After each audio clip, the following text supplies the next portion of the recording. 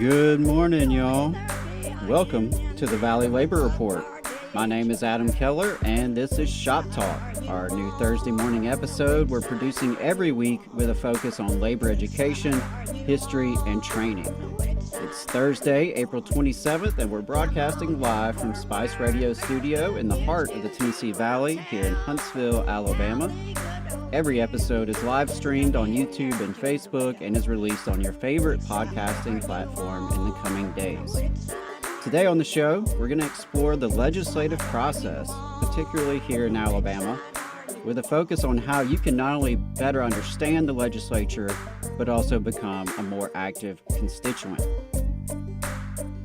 Just a reminder that the Valley Labor Report is a working class media collective dedicated to lifting up labor struggles throughout Alabama and across the South. We bring you Alabama's only union talk radio show every Saturday morning, with the first half from 9:30 to 11 a.m. live on FM radio through WVNN here in the Huntsville listening area. The entire program is online via Facebook, YouTube, and podcast, and portions of the program are replayed on WZZA in the Shoals and WHIV out of New Orleans. We encourage you to check out our website, tvlr.fm, which we are currently expanding to feature more and more published articles, including news and commentary relevant to working people. You can also check out our merch at tvlr.fm/store. And finally, we rely on donations and sponsorships to put out all of this free content. We appreciate the local unions and organizations that have sponsored ads on our main Saturday show. We are looking for sponsors for Overtime and Shop Talk. I'm excited we do have a sponsor ready to come on in May of Shop Talk, but we really could use a couple more to make this series sustainable for the long haul. Beyond unions and allied organizations, we're also interested in other media outlets, union print shops and vendors, publishers, anyone who might be interested in reaching an audience of union activists and allies. Please hit us up if you have any ideas for sponsors or if you're interested in your organization becoming a sponsor. Our single biggest source of contributions comes from listener donations. You can make a one-time donation or a recurring donation at tvlr.fm/donate. We also have a Patreon if you prefer to donate that way, and we'll even take a good old-fashioned check mailed to our P.O. box. Whether you donate, share, subscribe, or just listen, we appreciate your support, and we can't do it without you. We put out all of this content for free because we are dedicated to growing the Southern labor movement. If you share this mission, please support however you can so we can have media by, for, and of the working class. So today, we're going to go back to training. We did some history last week with the Spanish Civil War and the United States' role in that conflict and how working people were involved in that conflict. This week, we're going to switch gears back to training, and we're going to start with learning the legislature. Then we'll have an interview with Tara Bailey of the Alabama Channel to share what the Alabama Channel is and how it can help you monitor the legislature as an active citizen. And then we'll wrap up with part 2 of learning the legislature. So as I mentioned, we're going to be looking at the legislative process here in Alabama. Some of the specifics, of course, are going to vary by state. But many of the basic concepts that I'm going to discuss today will translate for those of you who do live outside of Alabama, as I know many of you do. Before we start, I want to highlight some of the resources I used for today's episode. First, shout out to the Powerhouse in Montgomery. People Organizing for Women's Empowerment and Rights, or Powerhouse, is a longtime staple in the reproductive justice movement here in Alabama. Back in 2017, they put together a booklet called Power to the People, Learn the Ledge, which I still find to be a useful resource and busted it out for today's episode. Obviously, the elected officials listed there have since changed, but much of the information is still very valuable. And I wanted to take a special moment to wish all the best for the Powerhouse community and family. Mia Raven, who recently passed away, was the leader of the powerhouse, and for many years she was a determined activist and organizer fighting for a better state. You could find her at, any demonstration, any conference, workshop, whatever the situation may be. Mia Raven was definitely a staple in the Alabama activism scene. A tragic loss there for that community, and wishing all the best to the powerhouse. I also want to highlight Alabama Appleseed's handout titled Understanding Alabama's Legislative Process. In a similar vein is a fact sheet by the Arise Citizens Policy Project called Alabama's Legislative Process, Get Involved. Both of those resources were very helpful in today's episode. So the legislature makes the laws of the state, right? We're talking basic separation of powers in our government. We have the judicial branch, the executive branch, and the legislative branch. And the legislative branch, the legislature, is responsible for making the laws. Legislators are elected by voters to represent geographic districts of the state. The legislature is supposed to represent and work for we the people. To make that idea more of a reality, it is up to we the people to be educated, active, and organized in order to affect the legislative process. Using your power as a constituent to influence legislators is called lobbying.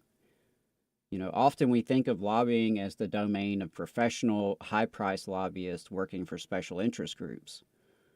While most of us working-class folks can't afford such things, our unions and organizations can and do engage in lobbying, policy research, advocacy, and other related activities. But we as everyday people can and should engage in citizen lobbying, and particularly when we do it together with our fellow workers, we can have an influence on the legislative process. Why is that relevant? If you belong to a union, your union should, and almost certainly does, have some sort of, political coordinator type role. Your union should have some sort of legislative agenda, whether it's, your international or national union working in D.C. or, more local, on the local level when it comes to relationships with city council, for example, or school board and state legislators. And the reason that's important is because laws affect our lives, right? These politicians, they go to Montgomery, they go to the city, the county seat, they go to Washington, D.C., and they make laws that impact our lives as working people. It shapes the confines of our experiences. And so it's very relevant what these folks are doing. And it's very important that we as everyday people are engaged in that and we're informed and know what's happening so that we know what we need to do to make things better. So let's take a look at the legislative process here in Alabama. Members of the legislature, along with state officers like the governor and lieutenant governor, are elected every 4 years. The 4-year cycle is called a quadrennium. Since we had our last election last year in November 2022, 2023 actually started a new quadrennium. So this is year 1 of 4 for the folks who are currently in the legislative session. The Alabama legislature has 2 chambers. The Senate has 35 members or senators from the 35 Senate districts. The presiding officer is the lieutenant governor. In his or her absence, the role is filled by the president pro tem, who is elected from the Senate by its members at the start of the quadrennium. The Alabama House of Representatives has 105 members or reps from the 105 House districts. The presiding officer is the Speaker of the House, elected from the chamber by its members at the start of each quadrennium. The Speaker pro tem presides in the Speaker's absence. As I mentioned, 105 to 35, right? So your reps have a smaller geographic district. Your senators have a larger geographic district. So something to keep in mind as you engage in citizen lobbying. The current Speaker of the House is Nathaniel Ledbetter, and the current Senate pro tem in Alabama is Chris Pringle. both of those chosen to start off this 4-year cycle. And of course, Kay Ivey is governor, Will Ainsworth is our lieutenant governor, and all of those individuals are Republicans. The annual period when the legislature meets is called the legislative session. The session begins on the first Tuesday in March in the first year of a quadrennium, the first Tuesday in February in the second and third years, and the first Tuesday in January in the fourth year. The 2023 session began on Tuesday, March 7th. The legislature meets on Tuesdays and Thursdays for a maximum of 30 meeting days within a period of 105 calendar days, right? So they have a maximum of 30 meeting days, 30 work days that must take place within a period of 105 calendar days. Tuesdays and Thursdays are full session days. Wednesdays are typically committee hearing days. The last allowable legislative day for the 2023 session is June 19th. So June 19th this year is the big date. We got to see if we can make it that far without anything too wild happening. The governor may call a special session, so that's something to keep in mind. The session this year is supposed to end on June 19th. It started March 7th. But there's always a wrinkle could be thrown in there if the governor calls a special session, which they do by indicating in a written call the subjects to be considered during the special session. And while you're in a special session, no legislation on other subjects may be enacted unless approved by a 2/3 vote in both houses. A special session may last up to 12 days within a 30-day calendar span. And worth noting that this year we've already had a special session of the legislature at the beginning, which was there to allocate remaining COVID relief funds. So that was, the focus of that special session. Before we go into part 2 of learning the legislature, I have an interview with Tara Bailey from the Alabama channel. And I really enjoyed talking with Tara, and I've really enjoyed learning more about the Alabama channel, which is providing a critical resource to the people of Alabama. So for a little context, the legislature with COVID began live streaming its hearings, the committee hearings and the debates on the floor. However, that is not archived, right? So unless you're watching it live, you've missed it. And it's not very user-friendly. The official website for the legislature is called Allison, Alison, and that's where you can look up legislators, you can look up bills that have been filed, you can find the full text of a bill, you can find out where a bill is in the process, and of course you can find out when bills are passed and signed. But Allison is not very user-friendly. Surprise, surprise, something from the state of Alabama that is not really, conducive to our best interest. Imagine that. So not only is it not user-friendly, the recordings are not actually recorded and archived. You can't search the recordings. And so those are functions that the Alabama channel is trying to do. They are filling a really important void there. And, I'm going to let Tara speak to the Alabama channel and how that can be helpful for you as you're trying to learn the legislature and be an active citizen.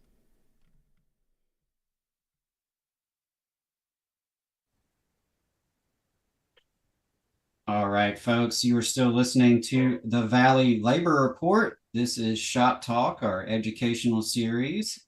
And I'm really excited I have Tara Bailey joining us for this episode of Shop Talk. Tara, welcome to the program. Thank you for having me. Absolutely. Since today we're focusing on understanding the legislative process, it really seemed appropriate to have you on the show because you were involved with something called the Alabama Channel, which launched recently to provide Alabamians with much improved access to the state legislature. So before we get into exactly what the Alabama Channel is, I wanted to start if you could just introduce yourself, tell us a little bit about you and what got you involved in this project and what's your role in the project? Sure. So my name is Tara Bailey, and I am the director of the Alabama Channel. I live in Madison, Alabama, and have been here since, but really in Alabama since 2004, but in Madison since 2016.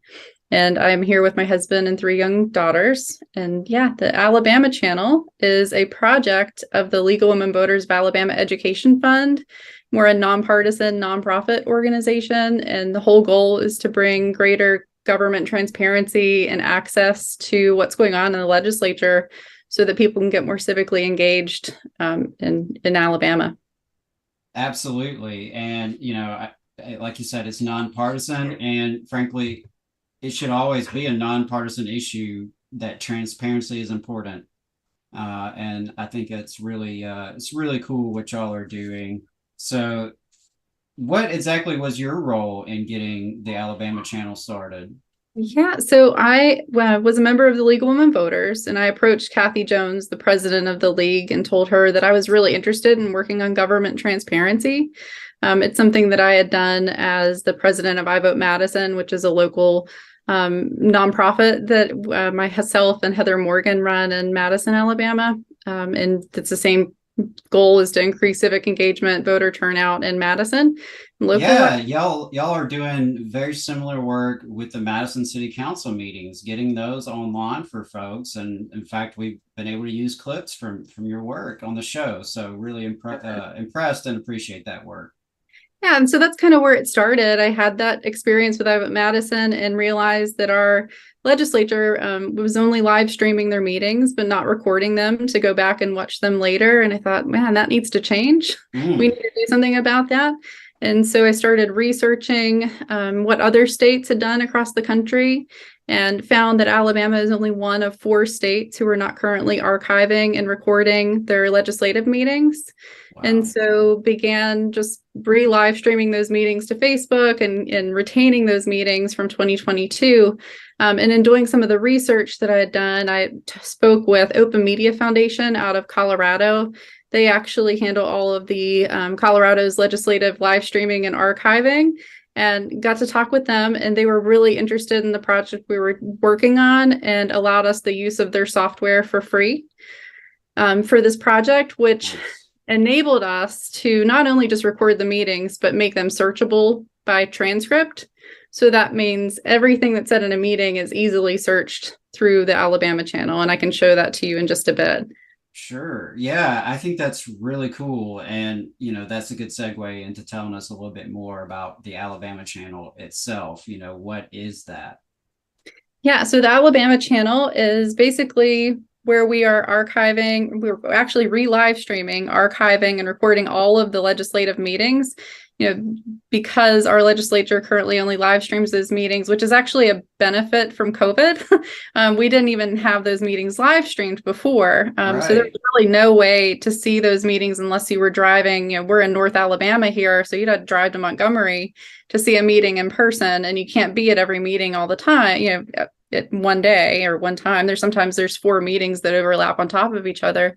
Right. So we record all of those. We make them available for anyone who wants to see it for free. It's just a resource for people who want to get engaged, want to find out what their legislators are saying about issues they care about. Yeah. Yeah, I think there's a couple of things that really stood out to me.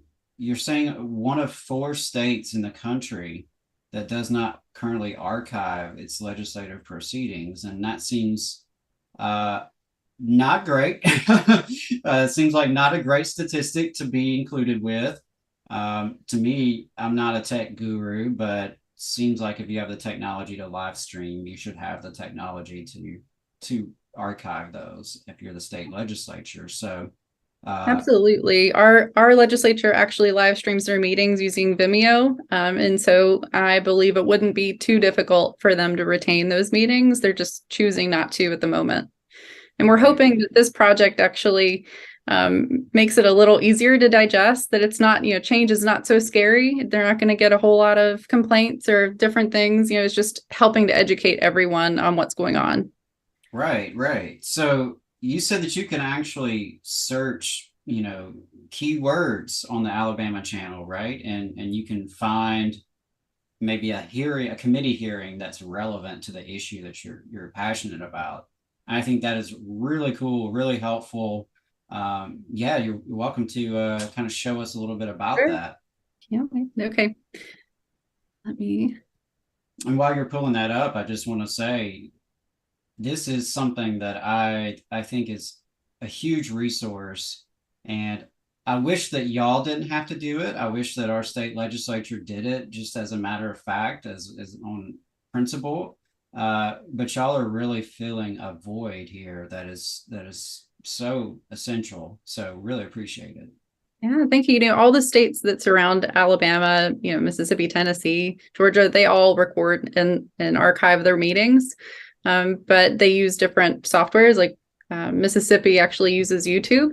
So they Okay. don't have the level of searchability like we're bringing with the Alabama channel, even in some states that are archiving their meetings. I mean, who can really sit through 7 hours of a House of Representatives meeting just to find that one moment that you were looking for? It's kind of impossible. Right.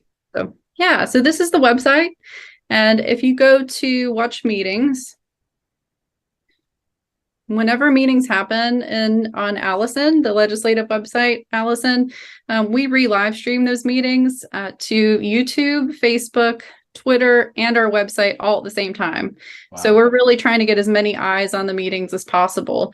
So although you can watch it on Facebook or Twitter or wherever you're at, we would encourage you to come back to the website if you want to search through the meetings, because it's nicely laid out and you can search by transcript. And just to show you how that works, if you were here and you wanted, I know school choice was something I think you're interested in. Absolutely. So if you type in school choice and hit search, it runs through every meeting we've ever recorded and it finds every moment where school choice has been mentioned. And so Wow. right now it's pulling up every time school choice was mentioned. So if we go down, I actually saw where it was mentioned today, and that was in the Alabama House Ways and Means Education Committee. You can see it has the 2023 here, so you know you're on the right year. Let's see, and then you can just click on one of these captions. You can get a Wow. preview. And when you click on it, I'll show you how this works.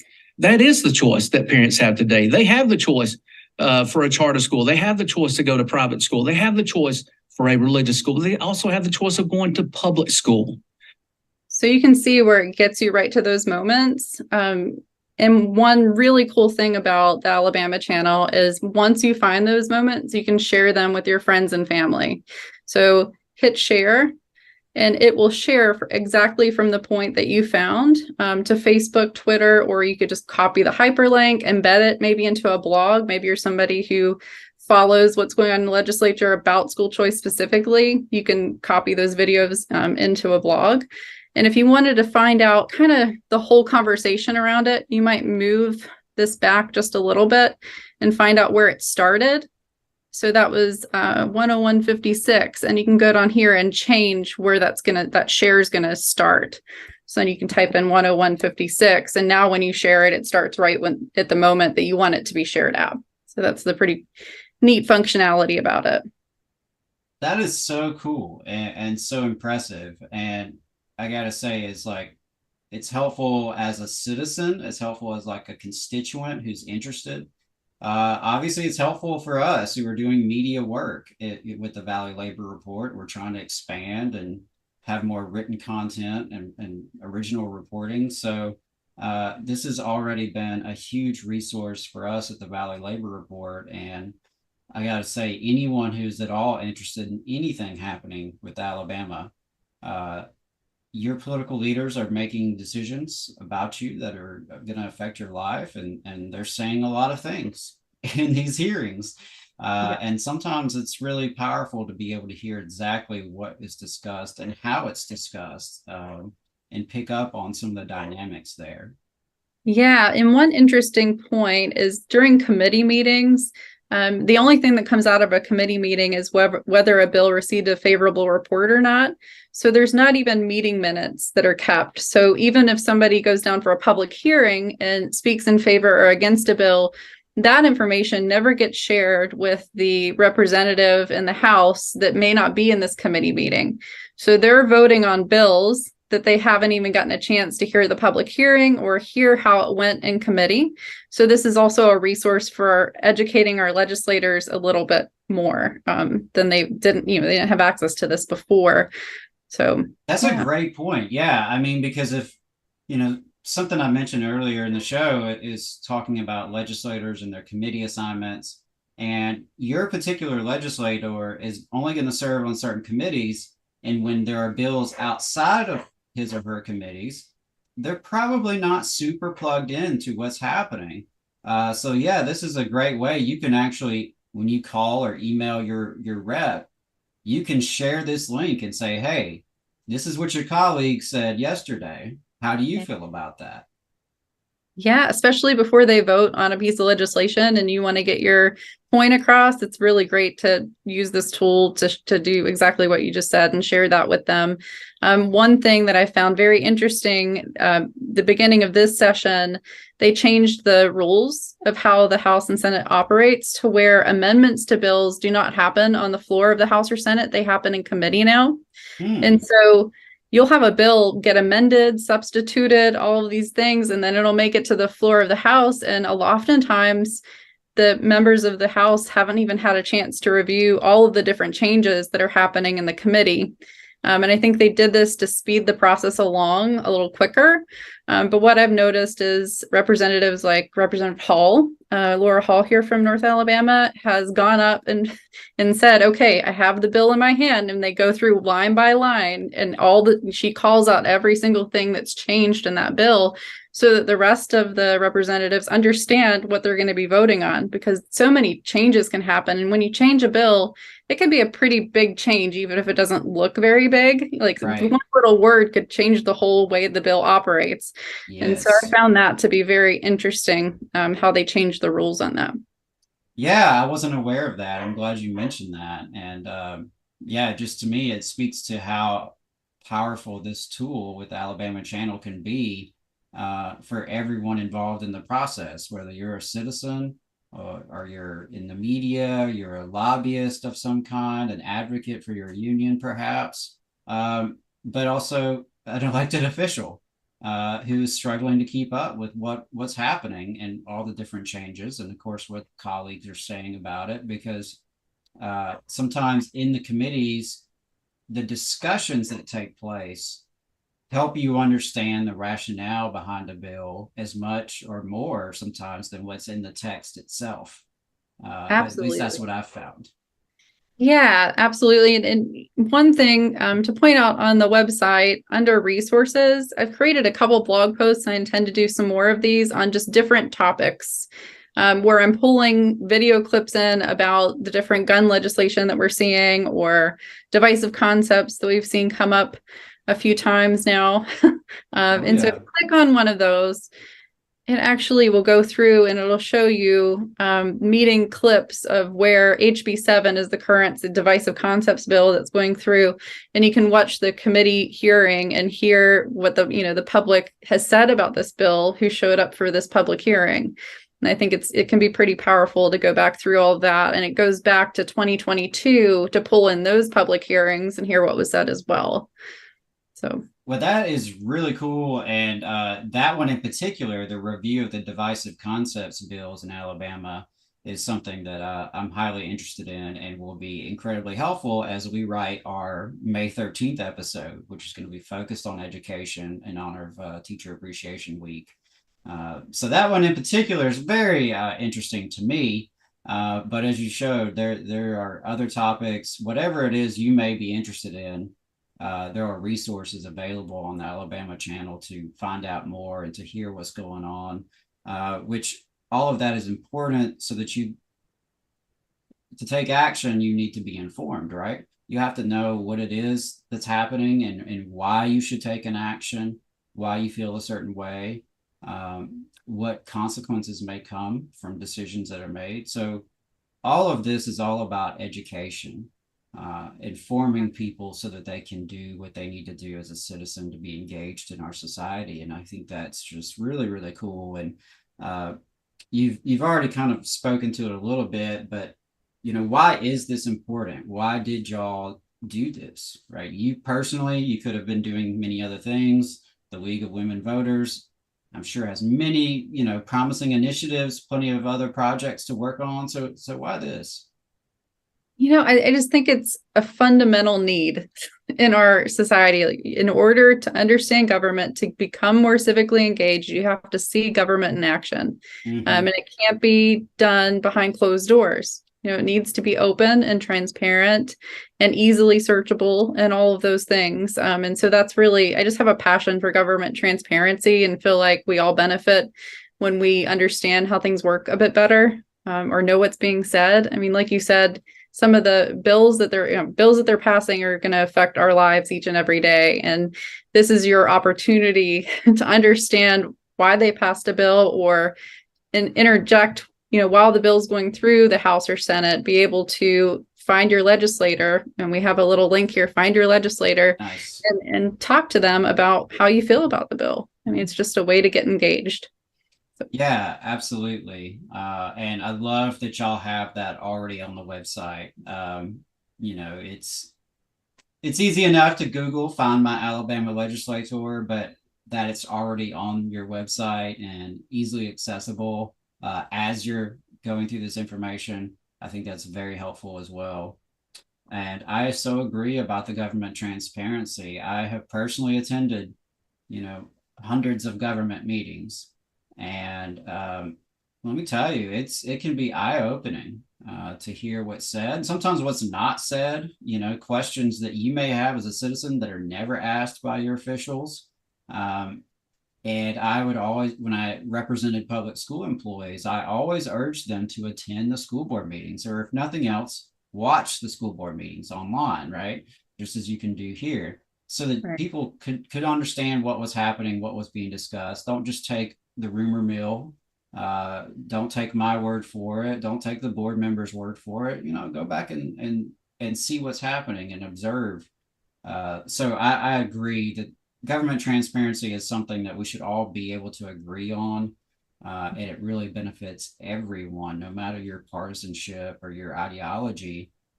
It's just good to know what's happening. So yeah, I appreciate that. Absolutely. It's much like C-SPAN. It's basically C-SPAN for Alabama. And my dad would always say, I watch C-SPAN. I don't want to listen to the talking heads tell me what to think about something. I want to see the source. And I think that's what this is. It's the source. It's the C-SPAN for Alabama, really. Awesome. So is there anything you wanted folks to know that you haven't mentioned already about the Alabama channel in terms of using it?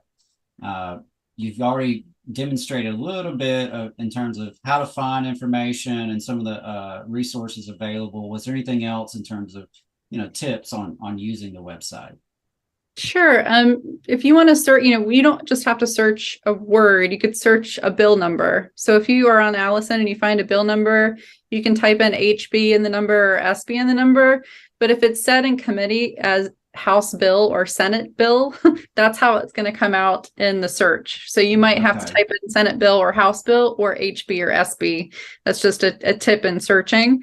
Also, all of the committee meetings, there are agendas attached to those, and I will show you that real quick. What I try to do is go through the agendas, and as you can see here, there were 3 bills discussed in this meeting.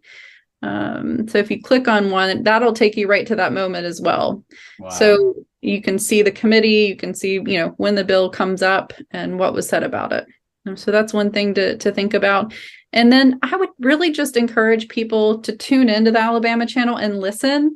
There might not be a bill that you care about, and then you listen to what they're saying and you're like, oh my gosh, I really care about this. This is really intense, So there was a bill the other day, just to mention one, where the House passed, there was a veterans building in Sylacauga, Alabama, and the sponsor wanted the House to basically say that this building did not have to meet building code for 10 years while they raised money to get it up to code. And that shot up a whole lot of red flags for people, because building codes are what keep people safe in buildings. And it was interesting because one of the people said, one of the representatives said, well, what kind of fundraisers are you going to do in that building? He said, well, we're going to have barbecues and different things. And he said, well, what's wrong with the building? Why is it not up to code? Well, it doesn't have a sprinkler system. That's just pretty eye-opening, some of the things that you hear. And yeah, I don't think we should be circumventing building code for a special, group with legislation. It just seems pretty wild to me.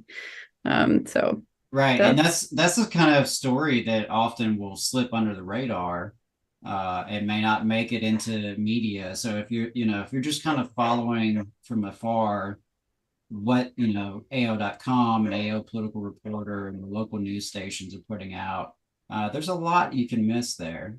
And I think that's a great example. Yeah. And even following, AL.com and the different news agencies, you might see that there's a bill discussed and they do a report on the bill, but you might want to go back and look at what was said about that bill. And so you are able to find that on the Alabama channel, as long as the meeting is live streamed. I will say not all committee meetings are live streamed right now. So we live stream everything that's already being live streamed on Allison. Our goal is to potentially get somebody down in Montgomery so that we can begin recording these meetings in person if we have to.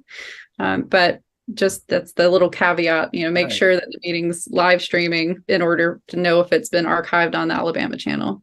Well, I'm glad you mentioned that because, today's episode is all about understanding the process of the legislature, really so that you can be more active as a constituent and try to shape the legislative process. And I have to say, if you're looking for an issue to get interested in, maybe more transparency from government, including ensuring all committee hearings are live streamed, right? That should be an easy lift and should not be controversial for your senator and your representative. So if that's something you're interested in, maybe reach out to your senator, your representative. It's easy to find them on the Alabama Channel website and let them know, hey, we should have all committee hearings live streamed just for the sake of the public. And while you're at it, this do an archive so that the League of Women Voters aren't performing this function. As much as we appreciate y'all performing this function, and y'all are doing, as you mentioned earlier, you're doing things that other states aren't. So it's not as if, if Alabama started it, it would, do away with the need that y'all are meeting. But yeah, it still just bothers me. It just bothers me whenever nonprofits have to band together and scrap together resources to try to fill essential functions of government. So yeah, absolutely. That seems to happen quite frequently in local government all the way up to the state level, that nonprofits typically take that on. There's a bill I wanted to quickly mention, HB 209. That is one that would make it a felony for anybody to help somebody else with an absentee ballot. Yes. And so that's one to follow for sure. It would make some of the work we do illegal.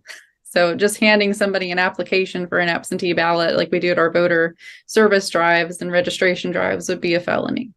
Right. Yeah. And we mentioned that on last Saturday's show, and it's something we're going to continue to follow because I find it highly objectionable.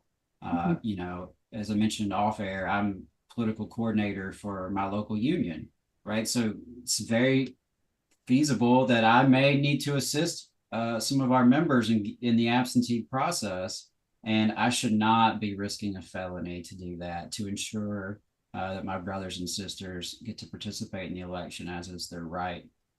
So yeah, I'm glad you did mention that. Was there anything else about the Alabama channel that you wanted to share with our listeners that we didn't mention already? Yeah, well, before I mentioned that we only live stream meetings that are live streamed. And so in order for you to tell if a meeting is going to be live streamed or not, you go to Allison, the Alabama's legislative website, go under today's scheduled meetings. And then when you do that, you can see what room they're in. And let me show you. So finance and taxation you see the screen come up, that's going to be live streamed. So that's one we've captured. And you can see here our location is finance and taxation. If the room location doesn't appear on this list, it's not live streamed. So if you go down to, let's see, room 123, room 123 is not live streamed. You can see there's no video there. So that's just a way to tell if you're looking and you want to know if it's going to be live streamed, you're going to see it or not. That's how you can tell. Awesome. Yeah, I'm glad you shared that. I gotta say, this is to me super impressive. I think it's highly relevant to all of our folks who live in Alabama. If you don't live in Alabama, hopefully your state is one of the 46 states that's already archiving. But if not, you now have an example of what it looks like when we have folks who actually pull together to fill an essential need in our democratic society. So yeah, Tara, I really appreciate all your work on this project and the League of Women Voters for what y'all are doing. Remind folks, where can they find the Alabama channel? Sure, it's just the alabamachannel.org, and on social media, it's at the ALA channel. And so you can find us on Facebook, Instagram, Twitter, and yeah, that's it. And YouTube, of course. And if you ever want to just wish somebody a happy birthday from the legislature, you can type in happy birthday and you will be surprised to find out that the legislature sings happy birthday quite often. And I will just leave you with this little rendition here as soon as it pulls up. Awesome. Yeah, so it's running a little bit slowly. It pulls everything from YouTube. It automatically transcribes videos using YouTube. Of course, that might not be 100% accurate, but sure, pretty close. So here it is pulling up. Happy birthday to you. Happy birthday, Representative Daniel Rafferty. Happy birthday to you. Happy birthday to you. Yeah, and with that, that's the demo of the Alabama channel. Sarah, thank you so much for your time and your willingness to come on the program. But more importantly, thank you for the work that you're doing with the Alabama channel. Really appreciate it. Yeah, you're very welcome. Excited to be doing this work. All right, folks. There you heard it. The Alabama channel. Check it out.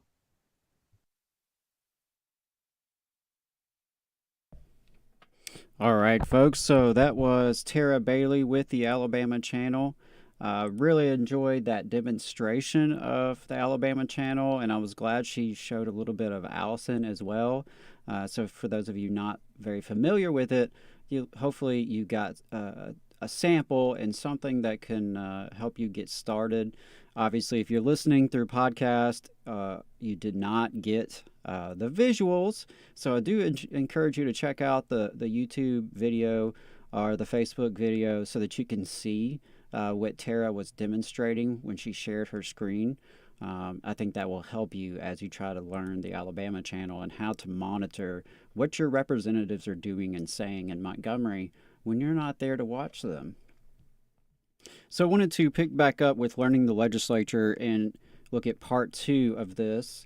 And in part 2, I'm going to talk about legislation itself. How does that work? The legislative process in terms of a bill becoming a law. And then also some tips and tricks on how you can be influential as a citizen and how you can make your influence a little more effective.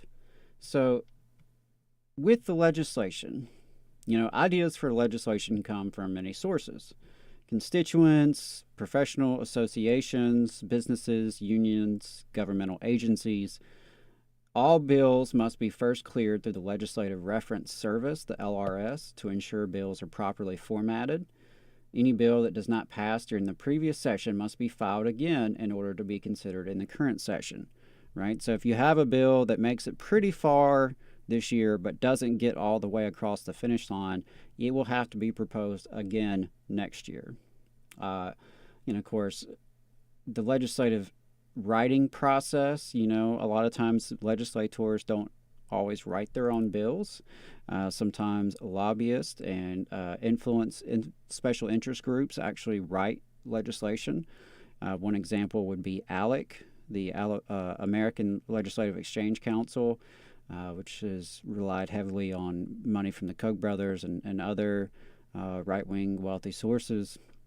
And they propose bills and they shop bills around from state to state. And so that's why sometimes you'll see some of the same kinds of bills popping up, not just in Alabama, but also, Tennessee and Florida and other states across the country. So the process of proposing and passing laws is very similar in the House and the Senate, and every new law must pass in both chambers. A member of either chamber introduces a bill, which is, of course, a proposal for a new law. It can be introduced in both chambers at the same time by a member in each. That's called a companion bill. It gets a first reading and is referred to a committee by the presiding officer.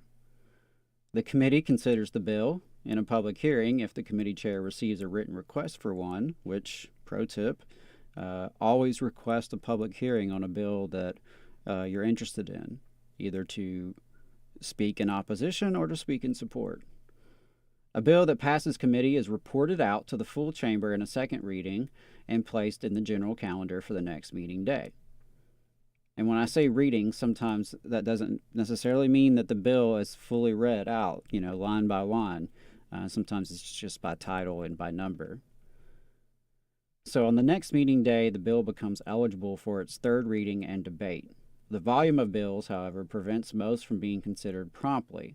The Rules Committee places high priority bills on the special order calendar.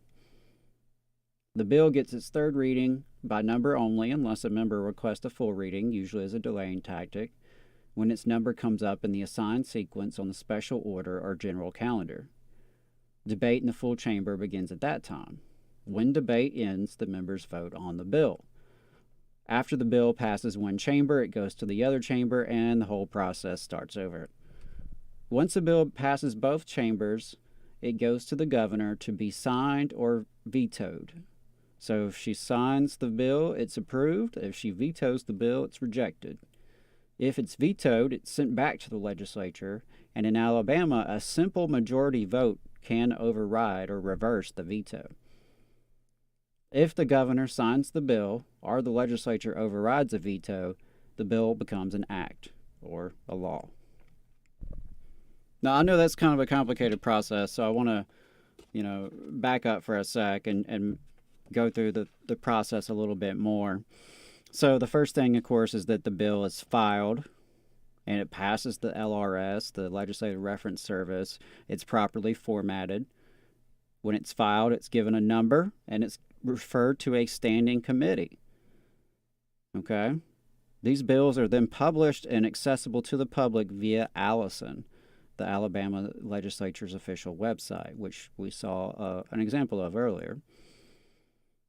So public hearing requests must be submitted to the committee chair prior to the bill being set for committee. So the bill's filed, it then moves to committee. Hopefully someone's requested a hearing in the meantime. When we get to committee action, worth noting that most bills don't even get that far. The committee agenda is set by the chair and published on Allison. The public may speak on any bill that has a public hearing. Committee members will vote to approve the bill as is, amend the language, or send the bill to subcommittee for further discussion. Bills approved by a majority vote, whether amended or not, are considered to have been given a favorable report and placed on the regular calendar, which makes it eligible for debate. With few exceptions, bills failing to get majority approval are dead. The Rules Committee and the Special Order Calendar. I want to make a note here that each chamber has a Rules Committee whose sole job is setting the agenda by selecting bills to be placed on the Special Order Calendar for the day. This priority selection makes this committee and its members very powerful. The full body must vote to approve the Special Order Calendar by a majority vote of the members that are present. If the vote fails, or if the Rule Committee does not offer a Special Order Calendar, the chamber will consider bills in order from the regular calendar. So during floor debate, any legislator may introduce an amendment to change the language or offer a substitute version. A separate vote is taken on each. It takes a majority vote of those present to pass a bill. Note, if the budgets have not yet been approved, a procedural vote called the Budget Isolation Resolution, BIR, must take place before considering any non-budget related bill. A 2/3 vote is required to adopt the Budget Isolation Resolution. And that's worth noting because technically the Alabama legislature only has two jobs. Job number one is to pass a general fund budget, and job number two is to pass an education trust fund budget. We have two budgets in the state of Alabama, education trust fund and general fund, and it's basically what it sounds like. All education expenses, more or less, come out of the ETF. Everything else comes out of the general fund. And that's the only two things the legislature absolutely must do every year. Whether they pass a single other bill, doesn't really matter in terms of their job requirements. But they are required to pass the budget. And so that's why you see this, parliamentary maneuvering so that some bills are considered and even passed before the budget itself has been finished. So, as I said, you go through this process in each chamber. So if the bill starts in the House, you've made it through committee, you make it through the floor debate, maybe there's amendments, maybe there's not, it gets passed, you start over, it gets sent to the Senate. So in the Senate or the House, whichever, tackles the bill second, they may decide to make changes to the bill. And that's when you may have to have a conference committee with 3 members from each chamber to work out a compromise. So if you have a House version and a Senate version and there's some differences, sometimes it's minimal, sometimes it's pretty substantial. And that's where that conference committee becomes important because they're going to iron out the differences to figure out what is the final version of the bill. Both chambers must approve identical versions of the bill by a majority vote. And of course, the final step is that the governor signs the bill or vetoes it. The governor can return it to the legislature with specific amendments requested. And Alabama is one of the few states where a bill can become law without the governor's signature. Right? A simple majority vote is all it takes to override the veto. Any bill sent to the governor during the last 5 days of the session must be approved within 10 days after the session ends. Otherwise, it will not become law, and that's called a pocket veto. So the governor does have that, little power where bills that are passed at the last minute or in the final days of the session, there's a time limit. It must be approved pretty quickly. So the governor, from time to time, may pocket veto some legislation. They didn't really support it. They don't want it to become a law. But they don't have to necessarily take a stand on that. They can just let it expire. So that is something to keep an eye out on. So that's the legislative process. And a bill that starts as an idea becomes an act or a law. How can you influence the process, though? Well, before a bill is introduced, of course, be informed about what's going on. What issues are important to you or your group, your community? Work with organizations that research issues and recommend policy changes. As I said, if you belong to a union, as many of our listeners do, your union has some sort of, procedures. It has probably personnel dedicated to lobbying, dedicated to legislative advocacy. So your union is going to be a great, great resource for you to know what's going on and which issues are going to be relevant to you and your members. If your union is not doing a great job with that, there's, an opportunity to get involved and opportunity for improvement. But whether you belong to a union or not, I would encourage you to follow other organizations that do this kind of work and monitor the legislature. Listeners of this show will know that I'm a big fan of Alabama Rise. I'm a proud member, because I think they do a great job monitoring the legislature. And I find out a lot of information from them and the work they're doing. But there are other organizations as well, the League of Women Voters, of course, is doing great work. And then you have specific interest groups who follow specific areas of legislation. For example, I know Energy Alabama, takes a close look at any energy-related legislation. Alabama Appleseed and ACLU of Alabama are very engaged in criminal justice debates. So that before a bill is even introduced, just knowing what's going on and being connected to a network of folks who are monitoring this can really be an asset. And of course, before a bill is introduced, you can talk to your legislators about the issues that are important to you and about introducing bills. And you can write letters to the editor. That's a very old school tactic, but it's still worth doing, in my opinion. Now, newspapers have started to fade away, and so the old letter to the editor trick is not maybe what it used to be. And so I'll put the caveat there that we could broaden that to mean get media exposure, right? Maybe you can write a social media post that can go viral or can at least, get good engagement that might be just as valuable as, the letter to the editor. However, keep in mind, legislators are reading the letter to the editor sections of the newspapers. They may not ever see your social media. So that's something to keep in mind. Social media can be a great tool to help activate and organize folks, right? To tell folks about events, to spread the word about a bill that's coming up. There are definitely ways to use social media to engage folks in citizen lobbying, but simply posting your gripes online, not very effective. So what do you do when a bill is already in committee? Well, that's when it's a good idea to find out who is on the committee and contact those members, right? And you can even let them know when you contact them, hey, I'm not your constituent, but because you're on this committee, what you're about to debate really has an impact on me and my life. If your legislator serves on the committee, that's even better, right? Common sense dictates representatives and senators really only want to hear from people that live in their district, people who can vote for them or against them. So that's really worth doing if your legislator is on a committee where something important is about to happen. And as with all of these things, ask others to do the same.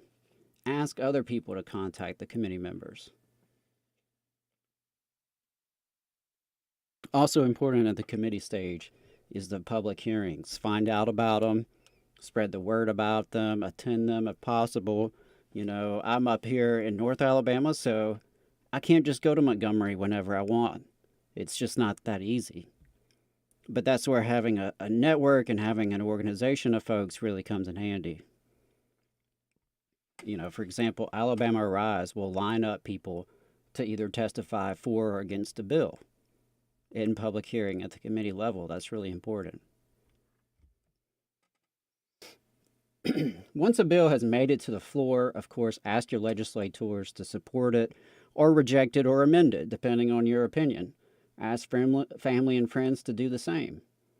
And of course, you can continue to use media and social media to amplify that viewpoint. I was going to mention this at the end, but maybe worth noting here that in general, when it comes to contacting legislators, in person is the top, followed by a phone call, followed by a letter or a postcard, followed by an email. Email is probably the least effective. However, it's better than nothing.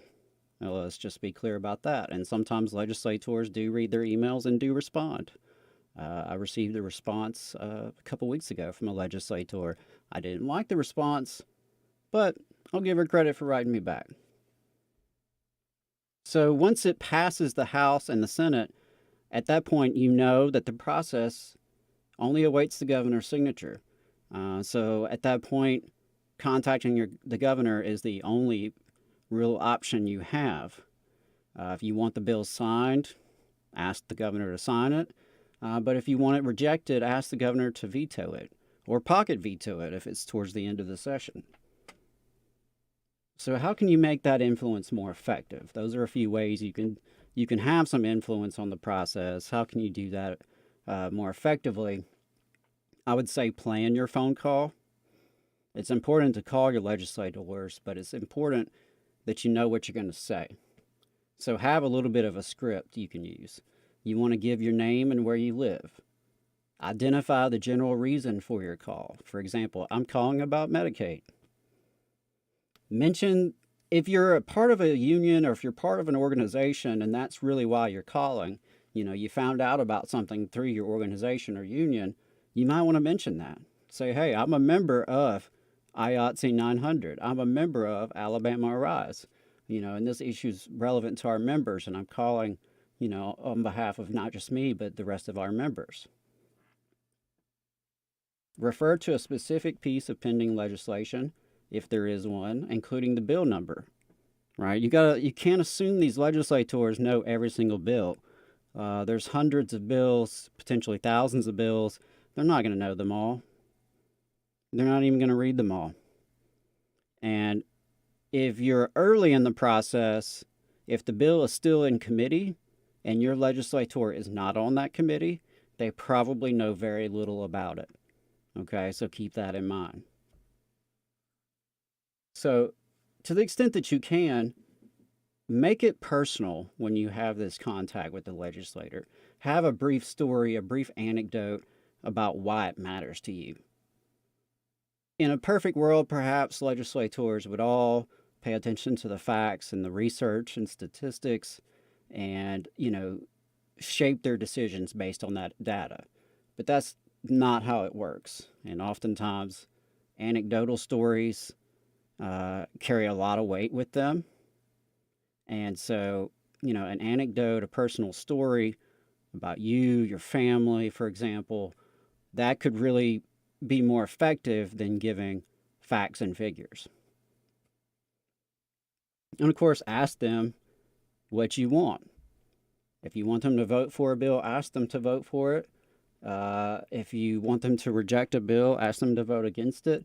You may even want to mention where the vote's going to take place or what committee it's in or any information you found, right? So if you've gone on Allison, you've gone on the Alabama channel, you know a little bit about the bill, include that when you make that contact so that the legislator knows you know what you're talking about, right? You might even show up in Montgomery to see what they're doing.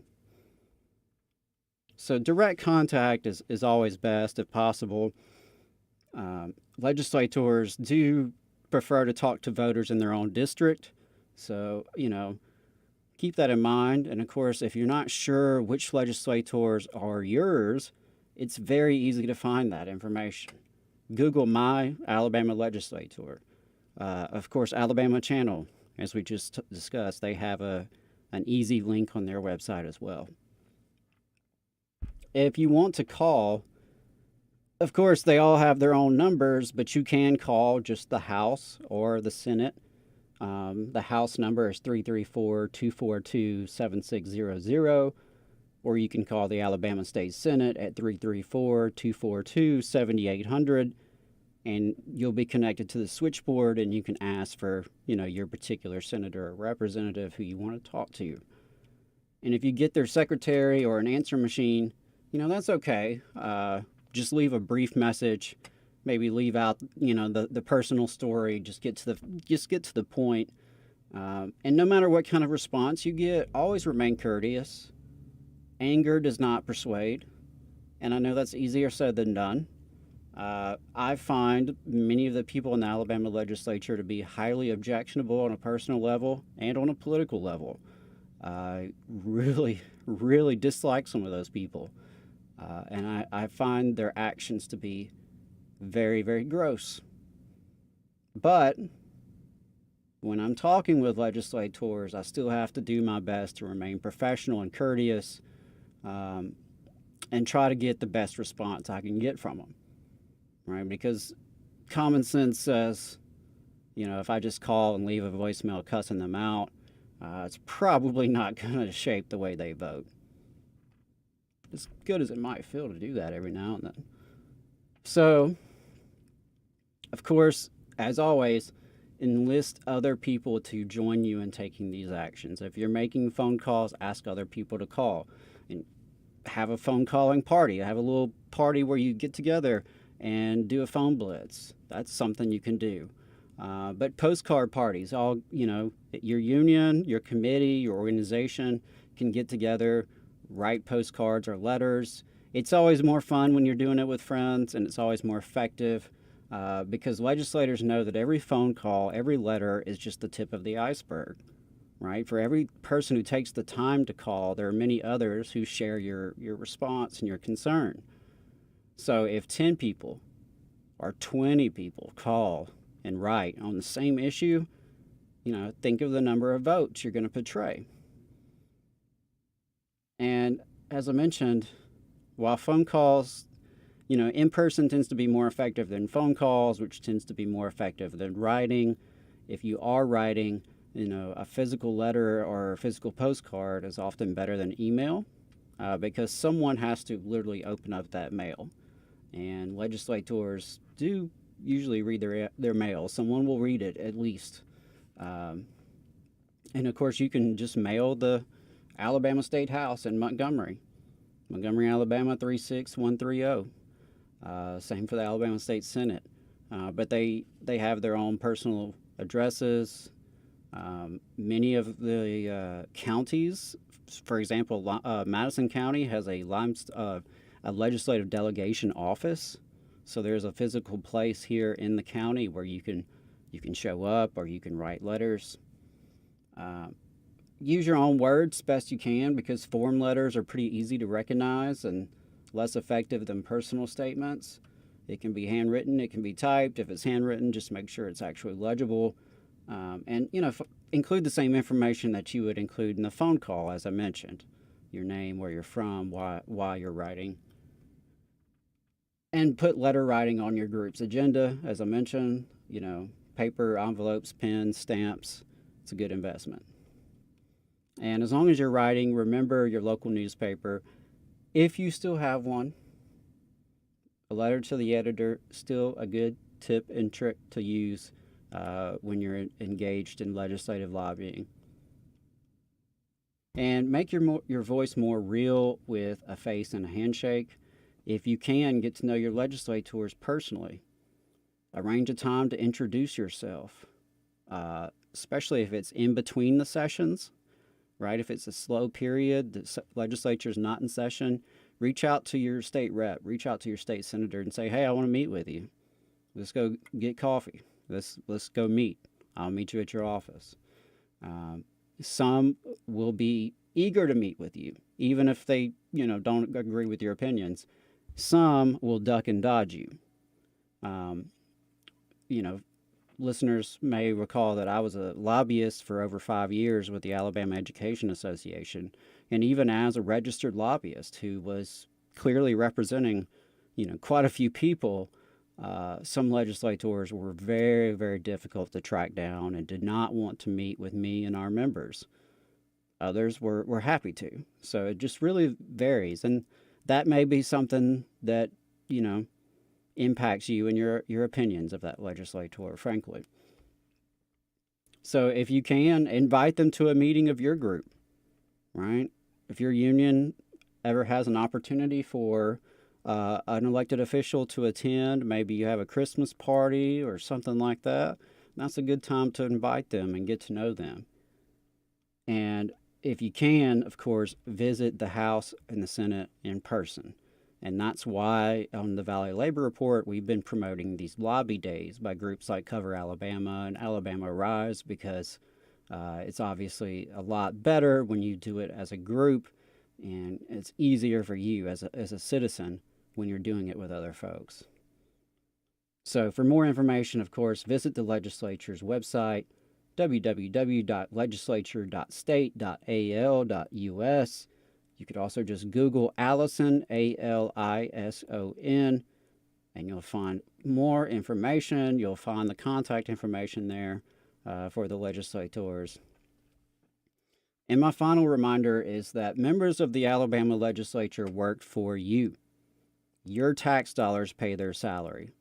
So never be afraid to contact your elected officials and voice your opinion. You should, you can. Believe me, if you're nervous about it, if you've never done it, you can do this. It is not as scary as it may seem. If you feel like it's not going to make a difference, well, I understand. Especially in a place like Alabama, where government is dominated by the far right, and it often feels like such an uphill battle. But you never know. You never know when those phone calls and emails and letters and in-person visits start to add up. And even if it's just on one piece of legislation, maybe it's just one bill during 1 year that gets defeated, or one bill during 1 year that makes it through across the finish line and helps people. If it can make a difference, it's worth doing. It's worth a few minutes of your time. I believe that these people work for us, or at least in theory, they're supposed to. So they're damn well going to know how I feel about stuff. As long as I'm paying my taxes, I'm certainly going to provide my opinions. And that's my philosophy. And don't be afraid to use social media to spread the word, but just know that social media should be used as a tool. It's not a replacement for advocacy. And report at your union meetings what's going on, and discuss it at your union meetings. If there's legislation that's pending, that's important, or is relevant to your members, if you guys don't have a designated person in your local to kind of monitor this stuff, that's something to consider. Maybe you need a committee or a coordinator position where someone can be focused on monitoring the legislature.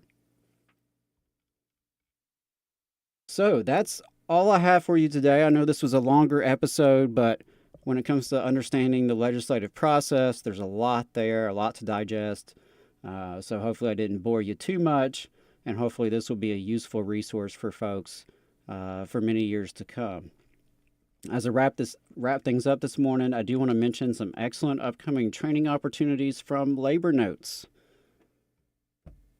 What to do when your union breaks your heart is their next workshop on Tuesday, May 2nd, and will run from 7:30 to 9 p.m. Eastern Time. It's an online workshop held via Zoom. Really, really encourage folks to check that out, especially if you've ever had your heart broken by your union, which I hope you haven't, but if you do, this workshop will help you learn how to recommit to your union and change the culture into one where leaders respect and serve the members. I also want to highlight the Secrets of a Successful Organizer series in May. There will be 3 workshops, May 3rd, 10th, and 17th, 6:30 to 8:30 p.m. Central Time. All of the workshops are online through Zoom, and it's based on the really, really outstanding Labor Notes book, Secrets of a Successful Organizer. Session 1 is beating apathy, Session 2 is assembling your dream team, and Session 3 is turning an issue into a campaign. So if you are newly installed, elected as a leader of some kind in your union, if you are looking to get more involved in your union, if you're looking to learn more about organizing in general, just period, maybe as a community organizer, a political organizer, couldn't recommend this series enough. And all right, folks, that is it for the 8th episode of Shop Talk. Hope it was worth your time, and I really appreciate everyone listening. If you enjoyed it, please share with your network and make sure you're plugged into our work. As I said earlier, to start the show, it is on live stream through Facebook and YouTube, and it will be a podcast usually by Mondays. But with this particular episode, if you listen to it via podcast, you are missing the demonstration that Ms. Tara Bailey gave regarding the Alabama channel. So stay tuned to the Valley Labor Report on Saturday mornings, which starts at 9:30 a.m. Central, live on WVNN, YouTube, and Facebook. Please sign up for our email list at tvlr.fm, and don't forget to like, review, share, and subscribe.